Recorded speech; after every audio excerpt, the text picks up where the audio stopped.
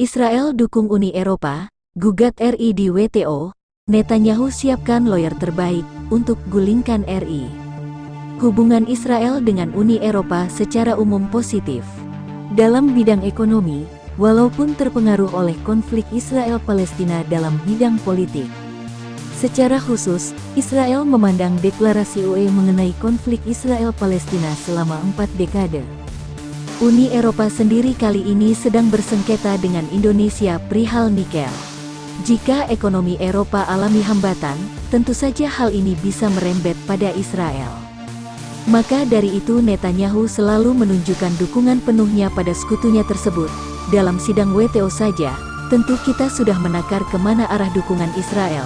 Sementara itu, pemerintah dalam hal ini Kementerian Perdagangan, Kemendak, buka-bukaan perihal Uni Eropa yang tidak terima. Indonesia mengajukan banding gugatan di Organisasi Perdagangan Dunia, World Trade Organization, WTO, atas kekalahan gugatan pada Oktober tahun 2022 terkait larangan ekspor biji nikel. Staf khusus Menteri Perdagangan Bidang Perdagangan Internasional Bara Hasibuan menegaskan bahwa Uni Eropa seharusnya menghormati Indonesia terkait putusan RI untuk mengajukan banding gugatan di WTO. Staf khusus Menteri Perdagangan Bidang Perdagangan Internasional Bara Hasibuan menegaskan bahwa Uni Eropa seharusnya menghormati Indonesia terkait putusan RI untuk mengajukan banding gugatan di WTO. Sebab, banding gugatan menjadi hak panel yang aturannya resmi ada di WTO. EU tidak suka kita banding, mereka anggap keputusan pertama itu kita harus patuhi. Tapi kan nggak bisa, kita diberi hak untuk panel banding.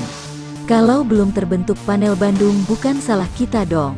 Amerika tutup panel banding karena mereka tuntut reformasi besar-besaran, kata Bara dalam Fudagri CNCB Indonesia, melawan UU anti-deforestasi Uni Eropa.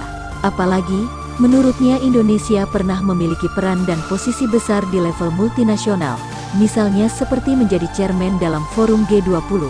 Bahkan, Indonesia dalam forum tersebut Indonesia memiliki andil keterlibatan yang baik, hingga memiliki leverage yang besar sebagai negara emerging ekonomi.